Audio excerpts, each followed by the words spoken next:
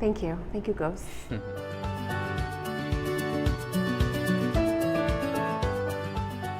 Hey friends, it's Kathy here again today, and I'm at Moontower Cider, and I'm excited to present to you Benjamin, the owner, right?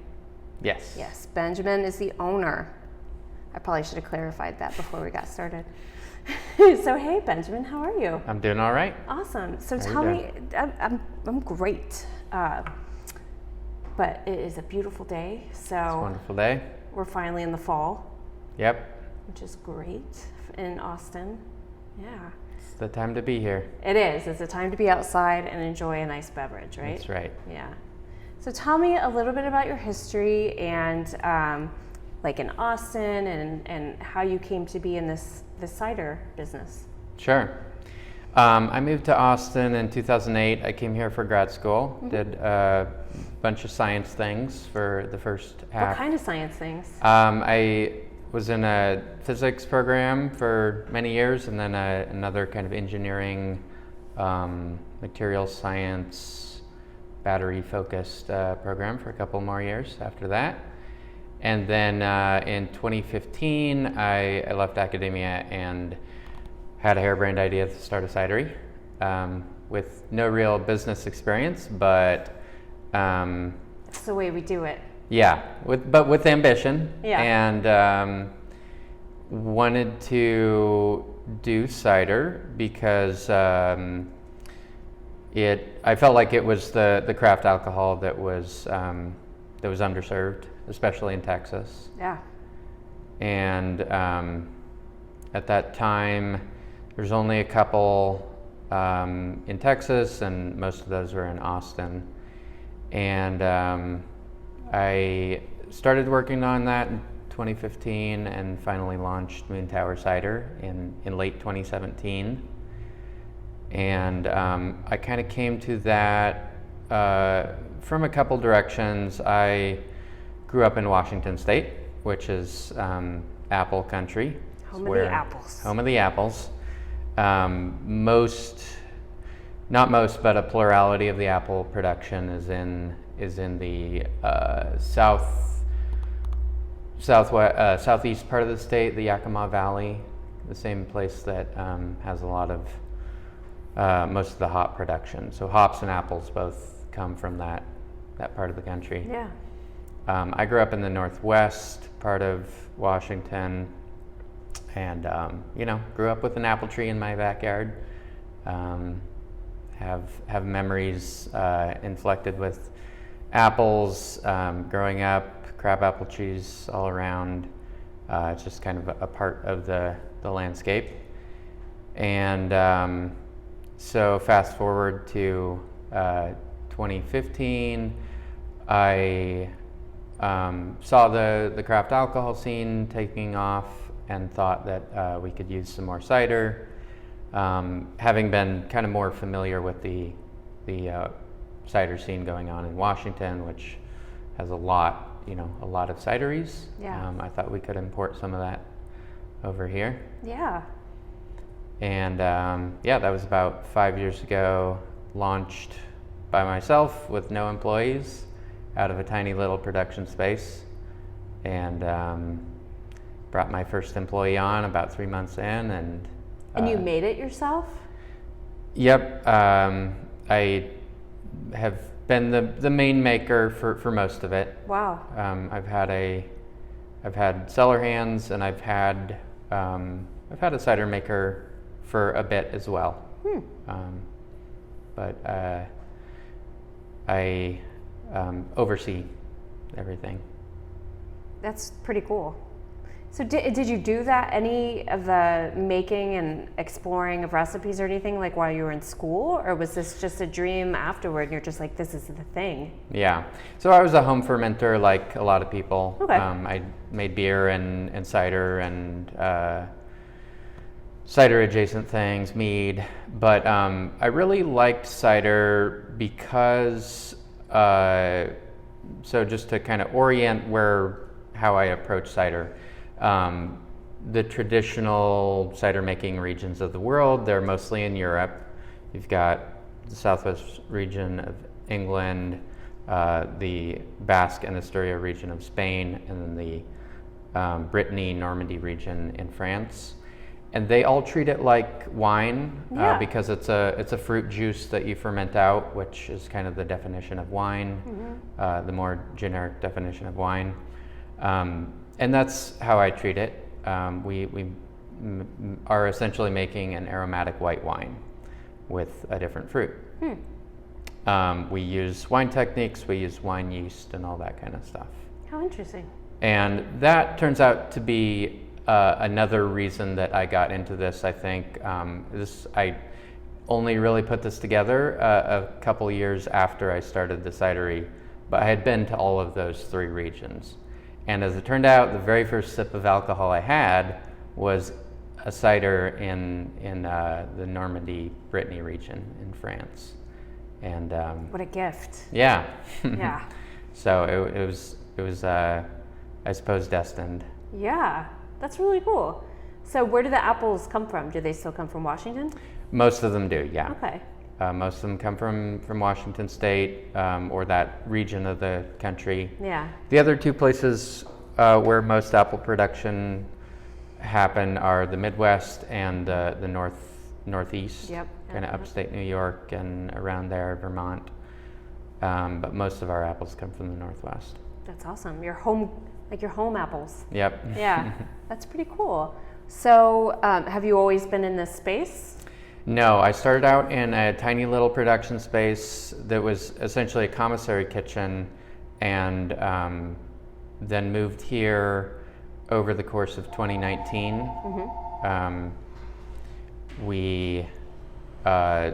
This space used to be a mortuary, funeral services kind of place, and I'm trying to think if I remember that. Yeah.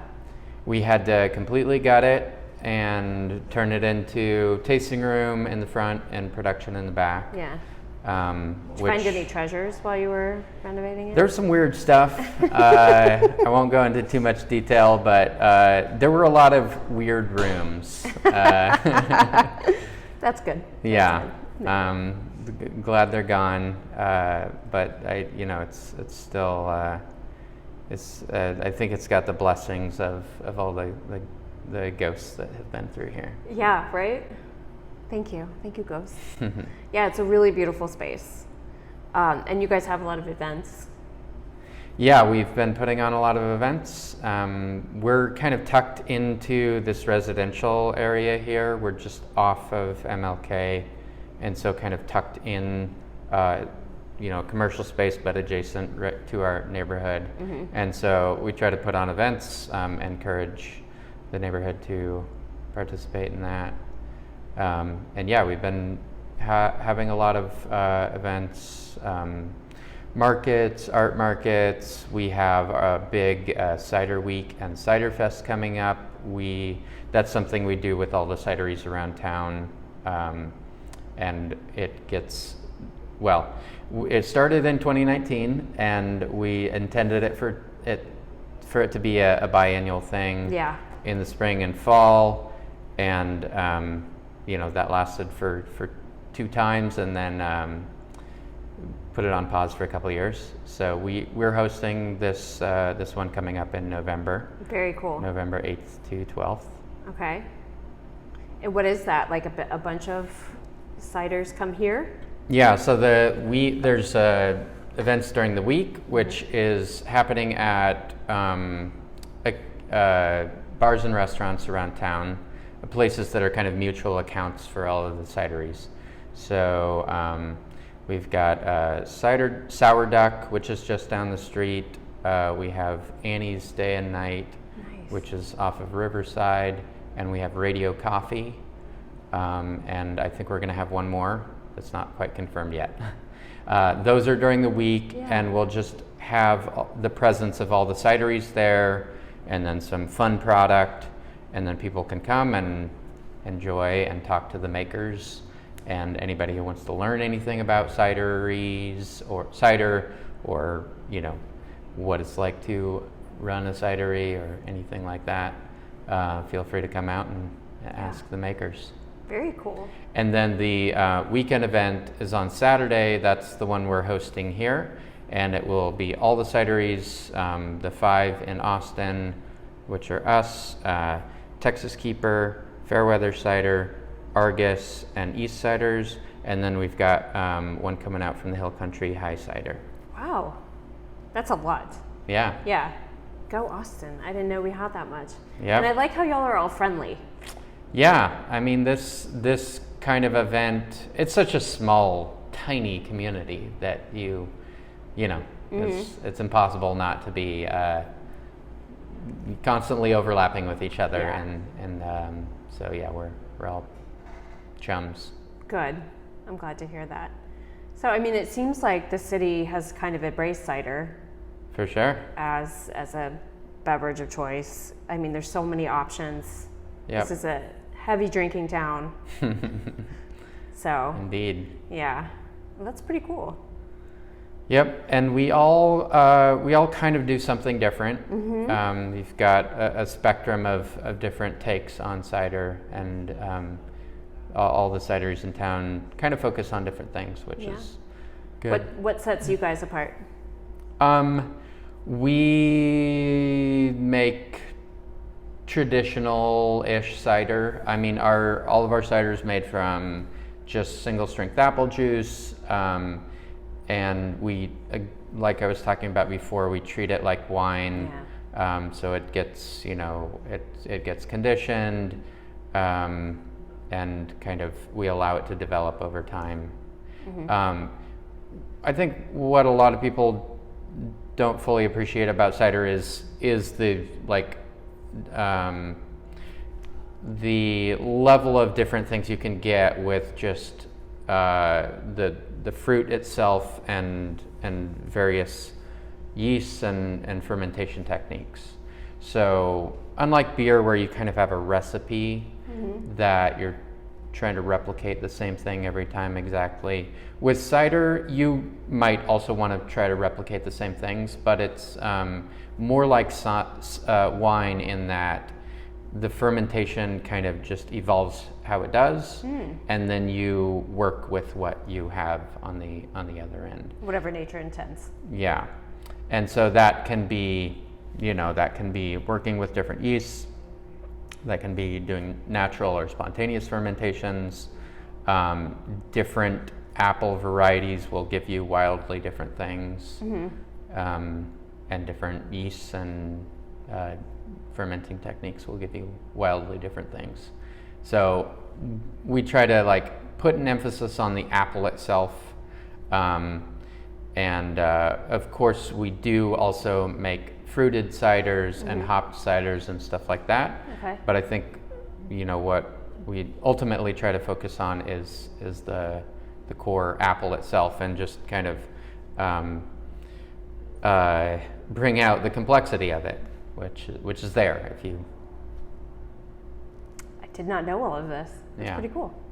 Much like wine, Yeah. But wine you've got all these different grape varieties, Yeah. and different fermentation techniques and different yeasts, and you get different things from different grapes. I mean, that makes sense. Yeah, of course. So do you have a favorite that you produce here? A favorite flavor, favorite style? Yeah, I have a lot of favorites. I feel like lately we've been making a lot of stuff that I'm really quite excited about, proud of, and whatever's new is kind of my favorite thing. But the thing that I'm always trying to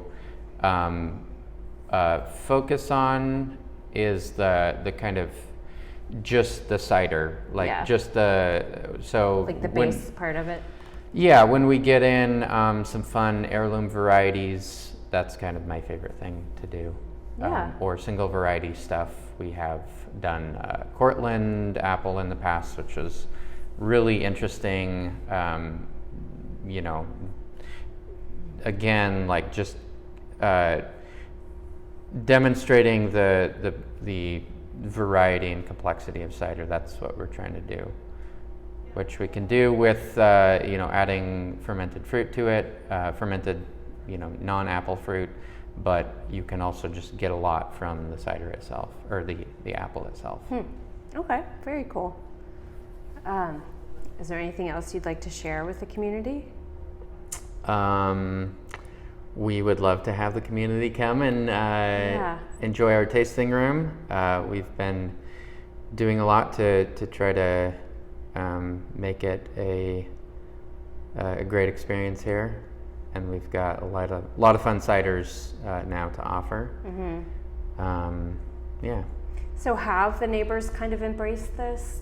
Do they enjoy coming over and being a part of the community? Yeah, Okay, we good. have especially the very immediate neighborhood. We have repeat, regular customers. Yeah. We are kind of, like I was saying before, we're kind of tucked away, so Yeah. we just need like a bigger neon sign to kind of show everybody driving across MLK we're here. Yes. But we're still trying to get the word out. Okay. Well, we can help with that. Yeah. Great. Come on, community, we got to come out here. Yeah. And the name Moontower. Yeah. Very Austin. Very Austin. Yeah. Yep. So yeah, I wanted to pick something that was, landmark specific for Austin, a name that meant something for Austinites, but also it's just a cool name, so it'll travel outside of Austin as well. Absolutely, yeah. The east side happens to have a lot. So the story, very brief story of the Moontowers. It was a lighting technology that it was kind of this very first street lighting technology that was developed in the 1890s and didn't last for very long because the lighting technology itself was just a real pain. There were these really extremely bright but kind of ghastly blue lights that burned super bright and had this kind of pale blue hue to them, and that's why the towers needed to be so high, because they were just so bright. You had to make them very high so that the light diffused. And also the bulbs burnt out like every other day, so Oh my you would have gosh. to What go a and hassle. replace them. Yeah. So we got ours, Austin got our Moontowers secondhand from Detroit in 1895. And we bought 31 of them. We still have about 20 of them left. Yeah, and you can take a little bicycle tour. Yeah. Yeah. Yep. Go find all the moon towers. You can find them around town. The east side where we're at has the most of them. The highest concentration of them around town, and so that was also just kind of, it's an ode to Austin as a whole, but especially the east side. Yeah. I love it. Yeah. Well, thanks for spending time with me. Absolutely. Yeah. I can't wait to come back and enjoy some activities. All right. All right. Love to see you here. Yeah. Thanks. Thank you. Bye, friends.